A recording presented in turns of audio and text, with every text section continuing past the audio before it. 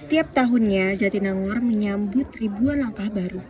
Langkah yang datang dari jauh, meninggalkan rumah, keluarga, dan rasa aman yang sudah mereka kenal.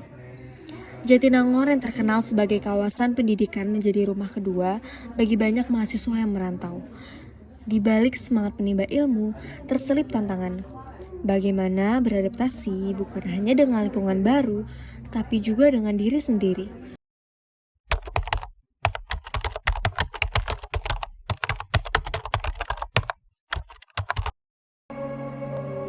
Nama aku Yeskel Maruli. Aku asalnya dari Bekasi.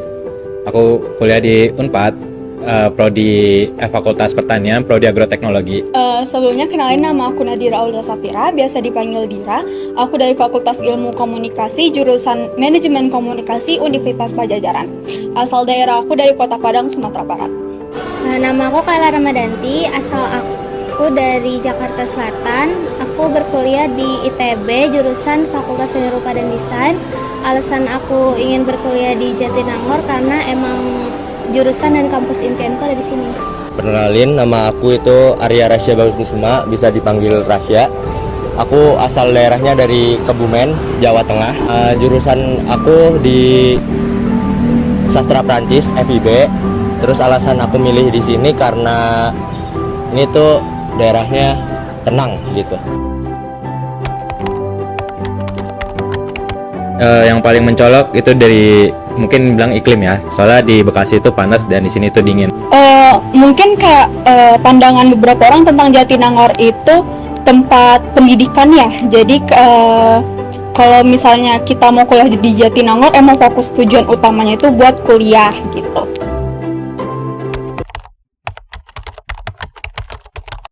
Aku senang sih karena akhirnya juga nggak terlalu diawasin lagi.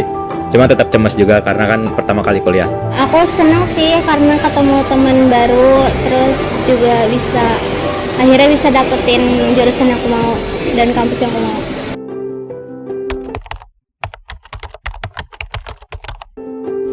Di minggu pertama aku di Jatinangor, aku masih fine sih, kayak masih ditemenin orang tua, jadi nggak terlalu dibawa pikiran. Cuman karena kita masih belum tahu wilayahnya, jadi ada beberapa hal yang emang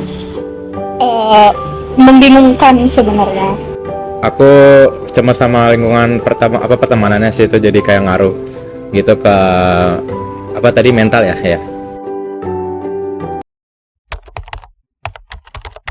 Aku sih mudah aja karena emang passion aku gambar, jadi aku suka aja sama mata kuliahnya. Temen-temennya juga aku sih nemunya yang seru-seru juga.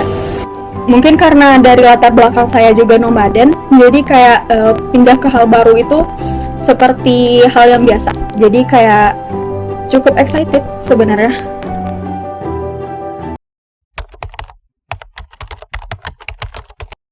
Yang paling pertama orang tua, terus biasanya aku juga cerita ke teman. Untuk aku sendiri, temen itu paling penting. Terus sama keluarga, soalnya kan bisa video call atau apapun.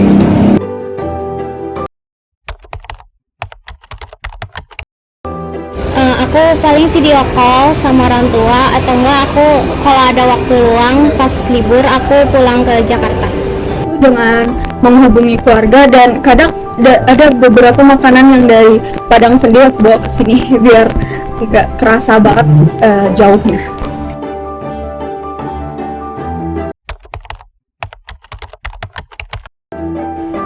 Justru membuat kuat secara mental karena ini ngebuat diri aku yang tadinya agak lagi tergantung sama orang tua, jadi bergantung sama diri sendiri gitu. Kalau menurut aku sih aku jadi lebih merasa kuat secara mental karena aku bisa menambah experience baru di kuliah ini.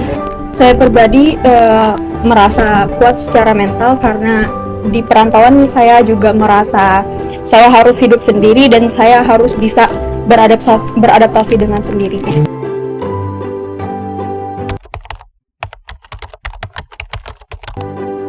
Aku ngelakuin hobi aku biasanya baca, kalau nggak main game. Terus juga olahraga, mungkin jalan-jalan pagi gitu biasanya sih. Kalau aku olahraga sama ngobrol sama teman.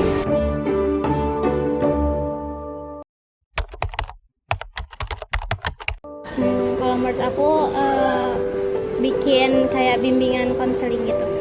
Mungkin kalau misalkan dari kampus sendiri bisa ngadain acara-acara kayak kumpul antara teman-teman dari satu daerah gitu, atau mungkin ya sekedar bikin acara bonding gitulah mungkin. Mungkin setiap kampus harus punya konselor pribadi buat sebagai sarana mahasiswa perantauan khususnya untuk menyampaikan keluh kesah mereka selama di perkuliahan. Adaptasi bukan sekedar soal mengenal tempat, tapi juga belajar mengatur waktu, mengelola emosi, dan membangun sistem pendukung baru. Bagi banyak mahasiswa, masa-masa awal ini bisa menjadi titik rawan bagi kesehatan mental. Meski penuh tantangan, banyak mahasiswa menemukan cara untuk bertahan dan tumbuh. Dari hal-hal sederhana seperti video call singkat ke rumah, berjalan sore sendirian sambil menenangkan pikiran, sampai menemukan teman baru yang membuat hari terasa sedikit lebih ringan. Perjalanan adaptasi memang tidak selalu mudah. Ada hari-hari yang terasa sepi, asing, dan melelahkan. Tapi justru dari momen-momen itu, kita belajar mengenal diri sendiri lebih dalam. Belajar kapan harus berhenti sejenak dan kapan harus berani melangkah lagi. Bagi sebagian orang, cara bertahan bisa sederhana, menulis di jurnal, mendengarkan lagu favorit, atau ikut komunitas kecil di kampus. Bagi yang lain, mungkin dengan berbagi cerita ke teman, atau mencari bantuan profesional ketika beban terasa berat. Kesehatan mental bukan sesuatu yang bisa diabaikan. Sama seperti tubuh, pikiran juga butuh dirawat. Dengan memahami diri, menerima kelemahan dan mencari dukungan saat dibutuhkan, setiap mahasiswa punya kesempatan untuk melewati masa adaptasi ini dengan cara yang lebih sehat. Adaptasi bukan seberapa cepat kita menyesuaikan diri, tapi seberapa tulus kita mencoba. Karena pada akhirnya perjalanan ini bukan sekedar soal bertahan, tapi juga tentang tumbuh, menemukan ritme baru, dan membangun kehidupan yang lebih seimbang. Jadi, ingatlah, kamu tidak sendirian. Perjalanan baru ini baru saja dimulai, dan di setiap langkah kecilmu selalu ada harapan untuk hari yang lebih baik. Selamat datang di Jatinangor.